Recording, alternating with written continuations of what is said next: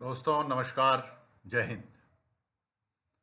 आज फिर एक बार ऑपरेशन सिंदूर के बारे में हम बात करेंगे। तो सबसे पहले ये कुछ लोगों को ये गलत फहमी हो गई है कि सीज फायर डिक्लेयर कर दिया गया है। सीज फायर नहीं डिक्लेयर कर दिया गया है, स्टॉपेज ऑफ फायर डिक्लेयर किया गया है। यानी अभी के लिए हम फायर नहीं करेंगे, मगर जैसे गवर्नमेंट ने स्टेटमेंट दी है कि अगर आप गोली चलाओगे तो हम गोला दागेंगे तुमको। यानी ऑपरेशन सिंदूर अभी जारी है, क्योंकि हाई लेवल पे टॉक्स होनी है, चाहे वो डीजीएमओ के लेवल पे हो, क्योंकि टॉक्स वहीं से स्टार्ट होंगी, उसके बाद वो डिप्लोमेटिक लेवल पे और पॉलिटिकल लेवल पे जाएंगी। तो उसके लिए अभी के लिए फायर रोका हुआ है। यानी पूरी रेडीनेस में है, तैयारी पूरी है, हथियार लोडेड हैं। जरूरत पड़ेगी, अगर इंस्टिगेट किया जाएगा तो जवाब दिया जाएगा, और अब की बार जवाब शायद पिछली बार से ज्यादा हो। अब आप देखिए कि ऑपरेशन जो है सिंदूर, ये 9-10 तारीख को शुरू हुआ, और जैसे मैं शुरू से कह रहा हूं कि 24 से 48 घंटे से ज्यादा पाकिस्तान की ताकत नहीं है कि ये हमारे हमले को सह सके। और सिर्फ पाकिस्तान नहीं, पूरी दुनिया आश्चर्यचकित है कि हिंदुस्तान ने क्या कर डाला। यानी हमको तो पता ही नहीं लगा कि हुआ क्या, किसी को कोई खबर नहीं लगी। चाहे वो चाइना हो, चाहे वो अमेरिका हो, चाहे वो ईरान हो, जो भी इनके हिमायती हैं, इन्हें किसी को खबर नहीं लगी कि हिंदुस्तान ने क्या कर दिया है। 48-72 घंटे में ऐसा क्या किया कि पाकिस्तान बिल्कुल सन्न हो गया, कुछ बोल ही नहीं रहा है, पूरी दुनिया कुछ नहीं बोल रही।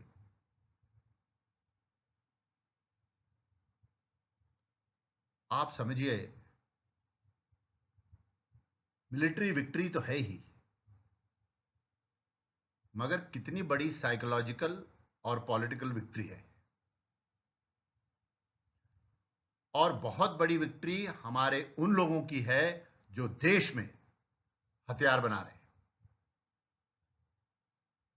हमारी फौज के लिए। कितना बड़ा काम उन्होंने कर दिखाया कि हमने सिर्फ drone, missiles, aircrafts, rockets, bombs से पाकिस्तान की जो सैन्य शक्ति थी उसको डिस्ट्रॉय कर दिया। 11 एयरफील्ड उसके स्ट्राइक किए हमने। और मैं अगर आपको पढ़ के सुनाऊं, वो 11 एयरफील्ड कौन कौन से थे: नूर खान, रफीक, मुरीद, सुकूर, सियालकोट, पसरूर, चूनिया, सरगोदा, सरकादू, भोलारी और जैकोबाबाद। इनमें से बहुत, जैकोबाबाद, स्कारदू, सरगोदा, सियालकोट, नूर खान, ये बहुत इंपॉर्टेंट एयरफील्ड्स हैं। और ये एयरफील्ड डिस्ट्रॉय करना कोई आसान काम नहीं है कि आप जहाज उड़ा के चले जाइए और उसको डिस्ट्रॉय कर दीजिए, या आप मिसाइल फायर कर दीजिए उसको डिस्ट्रॉय कर देंगे। आपने पहले दुश्मन का complete air defence system neutralise करना है। यानी एयर डिफेंस सिस्टम में क्या आएगा? उसके रडार भी आएंगे, उसकी गन्स भी आएंगी, उसकी मिसाइल्स भी आएंगे, सरफेस टू एयर वाले जो मिसाइल्स हैं वो भी आएंगे, और उसका अलार्म सिस्टम भी आएगा जिससे कि वो सबको ये वार्निंग देते हैं कि आप पर एयर रेड या मिसाइल फायर हुआ है। तो सबसे पहले हमने उसको डिस्ट्रॉय कर दिया, साइलेंट कर दिया। अब आपका एयरक्राफ्ट आ रहा है, या आपके ड्रोन्स आ रहे हैं, या आपके मिसाइल्स आ रहे हैं, पाकिस्तान को कुछ नहीं पता चला। और इसलिए 11 एयरफील्ड इतनी इंप्यूनिटी से स्ट्राइक किए गए। तकरीबन तकरीबन 11 एयरफील्ड से कोई एयरक्राफ्ट, पाकिस्तानी एयरक्राफ्ट कि ये काबिलियत नहीं रह गई कि वो वहां से टेक ऑफ कर सके। तो जैसे मैं बार बार कहता हूं कि किसी भी ऑपरेशन में सबसे पहले आपको हवाई सुपीरियरिटी चाहिए, एयर सुपीरियरिटी चाहिए। अगर आपने दुश्मन का वो न्यूट्रलाइज कर दिया तो आपकी ग्राउंड फोर्सेस आराम से दुश्मन के ठिकानों पर हमला कर सकती है और उन पर कब्जा कर सकती है। तो ये छोटी मोटी अचीवमेंट नहीं है। ये मेरे ख्याल ऑपरेशन डेजर्ट स्टॉर्म में उस समय हुआ था, और वो भी एक ऐसी कंट्री के खिलाफ जिसका, और मल्टीनेशनल आर्मी एंटर की थी उस समय। और इस कंप्लीट ऑपरेशन में हर चीज जो यूज की गई एक्सेप्ट फॉर S-400 जो एयर डिफेंस सिस्टम था, वो सब इंडिजिनस था, यानी मेड इन इंडिया। अगर आपको याद होगा, कारगिल की लड़ाई में अमेरिका ने भारत के ऊपर जो GPS सिस्टम था उसको बंद कर दिया। तो जब हम कारगिल में ऑपरेट कर रहे थे तो हमारे GPS नहीं काम कर रहे, मगर अब की बार सैटेलाइट सिस्टम जो हम यूज कर रहे थे वो हमारा अपना है, और उसके साथ हमने सब कुछ इंटीग्रेट कर दिया। आप समझिए कि जो हमारे पुराने हथियार हैं, जो हो सकता है आज से 20-25 साल पहले के हथियार हैं, उनसे लेकर और जो लेटेस्ट हथियार हैं आज के, वो सब एक सिस्टम में इंटीग्रेट कर दिया गया। और ये देखिए, ये एक दिन की बात नहीं है, 2 दिन की बात नहीं है, 1 साल की, 2 साल की बात नहीं है। ये जब CDS का कॉन्सेप्ट आया, चीफ ऑफ डिफेंस सर्विसेज,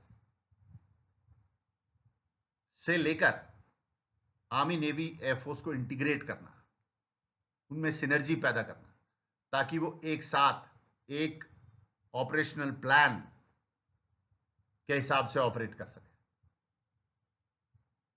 और वो आपने ऑपरेशन सिंदूर में देखा। आर्मी की एयर डिफेंस जो थी वो दुश्मन के ड्रोन्स या मिसाइल्स जो आ रहे थे उनको एंगेज कर रही थी। एयरफोर्स के एयर डिफेंस सिस्टम्स वो एंगेज कर रहे थे। एयरफोर्स के जो ऑफेंसिव प्लान्स थे वो ऑपरेशनल किए जा रहे थे,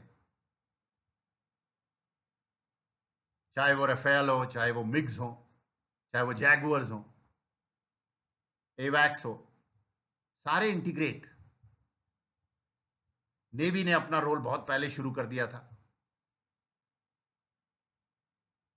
कराची पोर्ट को मोरलेस थ्रेटन कर रखा था। कई खबरें आई कि कराची पोर्ट न्यूट्रलाइज कर दिया, कराची पोर्ट उड़ा दिया गया।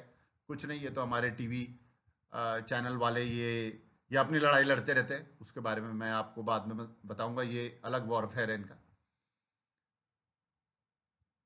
तो तकरीबन तकरीबन हमने पाकिस्तान को चोक कर दिया था, और जिसकी ये डिंग मारता था कि हम एक न्यूक्लियर कंट्री है, वो भी उसको दिखा दिया कि जहां तुम्हारे न्यूक्स रखे हुए हैं वो हमको पता है, और हम चाहें तो उनको डिस्ट्रॉय कर सकते हैं।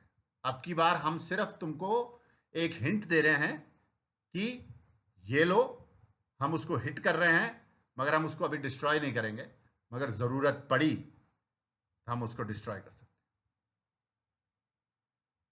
और अगर वो डिस्ट्रॉय हुआ तो तुम्हारे देश में इतनी रेडिएशन फैलेगी कि लाखों लोग मरेंगे। मगर इंडिया एक रिस्पॉन्सिबल कंट्री है, तुम्हारी तरह रोग नेशन नहीं है।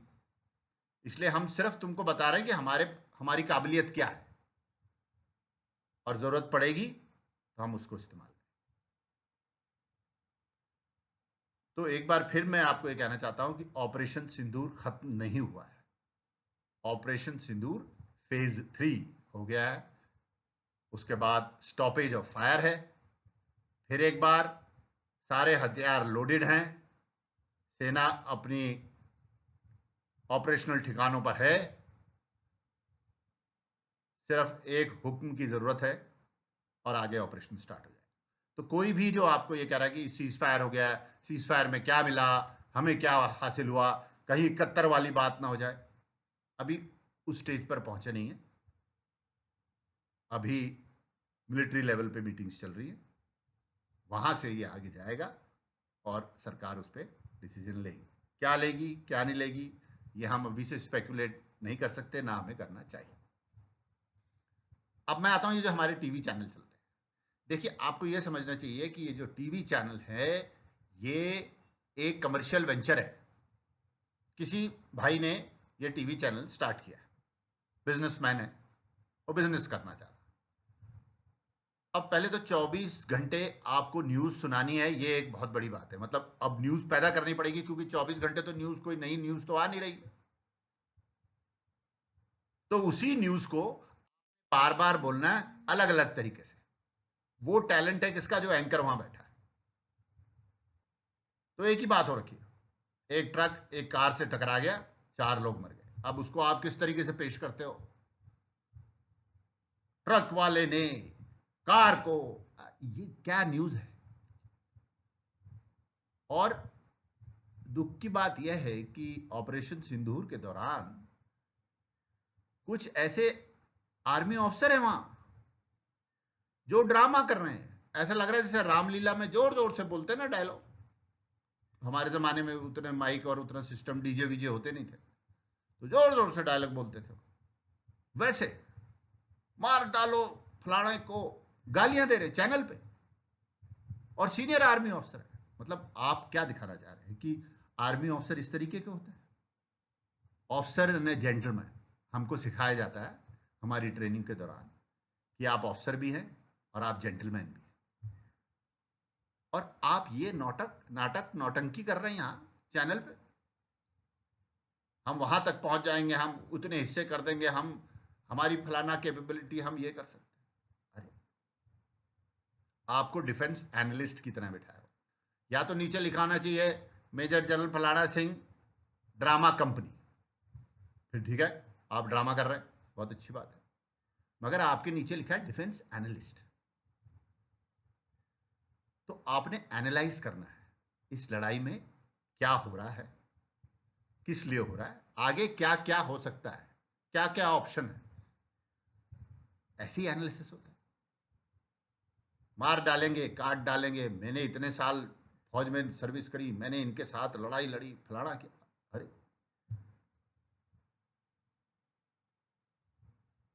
सेल्फ ग्लोरिफिकेशन, अपने बारे में डींग मांगा। भाई आपके नाम के सामने आपका रैंक लिखा हुआ है, उसमें डींग मारने की जरूरत नहीं, सबको पता।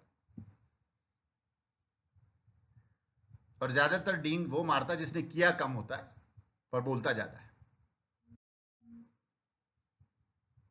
तो चैनल आपको 24 घंटे वही चीज दिखा रहा है, बार बार घुमा के, और आपको हुक ऑन कर देता है। और आप 24 घंटे वही देख रहे हैं, खबर क्या हो रहा है, क्या हो रहा है, क्या हो रहा है। अच्छा ये कह रहे हैं, ये कह रहे हैं ऐसा होना चाहिए, मगर सरकार तो कर ही नहीं रही कुछ। अरे जो लोग सर्विस में हैं, जो अभी आर्मी चीफ है, जो जो रिटायर हो गया वो रिटायर हो गया भाई, उसकी कहानी खत्म हो गई। अब जो आर्मी चीफ है, जो एयर चीफ है, जो नेवल चीफ है, जो डिफेंस सेक्रेटरी है, जो सीडीएस है, जो एनएसए है, उसको क्रेडिट दो ना। उसका भी तो दिमाग होगा, वो तभी वहां तक पहुंचा है। हर आदमी तो वहां तक नहीं पहुंच सकता। इंडियन आर्मी में एक चीफ बनता है पता नहीं कितने हजारों में से, तो छान छान के फिल्टर करके बनाया है ना उसको चीफ। वो कैपेबल है, उसको अपनी लड़ाई लड़ने दे। वो लड़ रहा है चुपचाप। आपने कहीं देखा आर्मी नेवल एफओ चीफ को कोई स्टेटमेंट देते? कुछ नहीं, उनके पास टाइम नहीं है, वो कहां प्रेस ब्रीफिंग करेंगे। डीजीएमओ साहब आ गए ब्रीफिंग देने, बहुत बड़ी बात है। और वहां आप सवाल पूछ रहे हैं, प्रेस के लोग उनसे सवाल पूछ रहे हैं कि ये बताइए आपने कौन सा आर्मामेंट यूज किया, आपने कौन सा नेविगेशन सिस्टम यूज किया। कितने इमेच्योर लोग हैं। मतलब हाँ, आप देखिए पाकिस्तान को जितना भी इक्विपमेंट सप्लाई किया, चाहे वो अमेरिका ने किया, चाहे वो चाइना ने किया, चाहे वो टर्की ने किया, चाहे वो ईरान ने किया, वो सब डड निकले।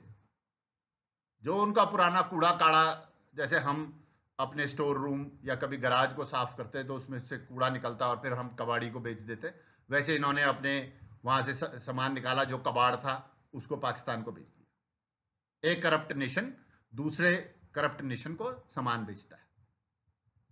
और जैसे हम जानते हैं कि पाकिस्तान की सेना जो है वो सबसे करप्ट लोग हैं उसमें, तो उनको वो कूड़ा बेच दिया और बोल दिया ये एयर डिफेंस सिस्टम हम आपको बेच रहे हैं। वो सिर्फ खोखा खोखा, जैसे मैंने पहले भी कहा, खोखा दे दिया। रडार सिस्टम्स दे दिए जो एयरक्राफ्ट को कैच करते हैं मगर ड्रोन कैच नहीं कर सकते।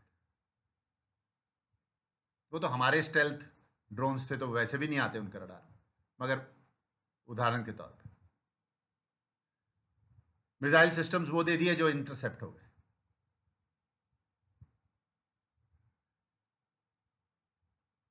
तो ये तो स्टेट है पाकिस्तान की, और ये जितने देश इनको सामान बेच रहे हैं ये कमर्शियल काम है इनका। इनका काम है दुनिया में किसी देश में गदर करो, उसके बाद वहां हथियार बेचो। हमने देखा यूक्रेन के क्या हाल हो गए। यूक्रेन को बोला कि जाओ जाओ तुम लड़ाई में जाओ, हम तुम्हारे साथ खड़े हैं, जाओ जाओ। अब जब वो बेचारा लड़ाई में गया तो अब उसकी हालत क्या हो। तो ये लोग वो कंट्रीज है, कैपिटलिस्ट कंट्री है। अमेरिका, अमेरिका का काम क्या, हथियार बनाना। अब उसके अपने देश में तो लड़ाई होती नहीं, तो उसने कहीं जाके लड़ना पड़ेगा। उस देश को, उस देश में 2-3 हिस्से कर दो, 2-3 लोगों को आपस में भिड़ाओ। ये वेस्टर्न कंट्रीज का काम यही है। ये बॉस्निया हर्जोगोविनिया, क्रोएशिया, यहां इन्होंने क्या किया, अच्छे खासे देशों को खत्म कर दिया क्योंकि हथियार बिक रहे थे। पुराना हथियार वहां बेच दो, फिर नया बनाओ, फिर कुछ सालों में नया वाला पुराना हो जाएगा, फिर उसको बेचो, फिर नया बनाओ। जैसे कोई भी गारमेंट फैक्ट्री जैसे कहते हैं हम, तो सर्दियों में वो अलग टाइप की गारमेंट बनाता है, फिर वो सेल लगाते हैं कि भाई अब गर्मियाँ आने वाली तो ये निकालो, खाली करो गोदाम अपने, ताकि गर्मियों का सामान उसमें डाल सके। सिमिलर इनकी भी कहानी, क्योंकि इनके देश में लड़ाइयाँ नहीं हो रही तो हथियार बनाओ बाहर बेचो। हमारे साथ ऐसा केस नहीं। हमारे साथ, हमारे पे हमला हो सकता है, हमारे चारों तरफ दुश्मन देश बैठे, तो हमने अपने आप को डिफेंड करना है। तो हमने क्या किया पिछले 15-20 सालों में, हमने इंडिजिनस बनाना शुरू किया। हमने कहीं नहीं बेचने हैं, क्योंकि अगर हम इनको बेचेंगे तो ये हम पे ही इस्तेमाल किए जाएंगे, तो हमने कहीं नहीं बेचने, ये हमने अपने पास ही रखना, ये हम अपने लिए बना। और एक सबसे बड़ी एडवांटेज क्या है कि आपको इंपोर्ट के लिए नहीं वेट करना। अगर आपको एमिनेशन चाहिए तो आपको ऑर्डर प्लेस करेंगे, तब वो आएगा किसी और देश से, वो जरूरत नहीं, हमारे यहाँ बन रहे हैं। हमने सिर्फ स्केल अप करना है। आज अगर हम 100 बम बना रहे हैं एक टाइप के, कल से हम 1000 बनाने लगेंगे। हम स्केल अप कर सकते हैं, स्केल अप कर दें, स्केल डाउन कर दें, वो हमारी मर्जी, क्योंकि हमारे देश में। तो ये कितना बड़ा एडवांटेज, और रियल लाइफ सिचुएशन में, रियल वॉरफेयर में हमने अपना इक्विपमेंट यूज करके उसको, उसकी क्रेडिबिलिटी हमने देख ली।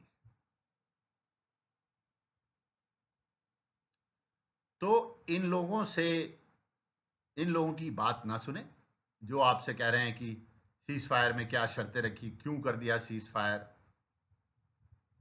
और जो टीवी चैनलों के टीआरपी बढ़ाने के लिए अजीब अजीब सी भाषा यूज़ कर रहे हैं, जो फिल्मों में यूज़ की जाती है, वो टपोरी टाइप की भाषा, या जो गली मोहल्लों में जब कोई दो अनपढ़ जाहिल जैसे लोग झगड़ा करते हैं तो तब वो भाषा यूज़ की जाती है। आप नेशनल चैनल पे आ रहे हैं, आप बड़े आईपीएस ऑफिसर हैं, आईएएस हैं, आप आर्मी के रिटायर्ड सीनियर ऑफिसर हैं, आपने अपनी मर्यादा में रहना है, इस प्रकार की भाषा नहीं यूज़ कर सकते। तो जो ministry of defence, ministry of external affairs की जो प्रेस कॉन्फ्रेंस आती है, प्रेस रिलीज आती है, उनको पढ़िए, उनको सुनिए। कोई बहुत अच्छे क्रेडिबल राइटर्स हैं, स्पीकर्स हैं, उनको सुनिए, वो आपको सही पिक्चर देंगे क्या हो रहा है और क्या नहीं। नमस्कार, जय हिंद।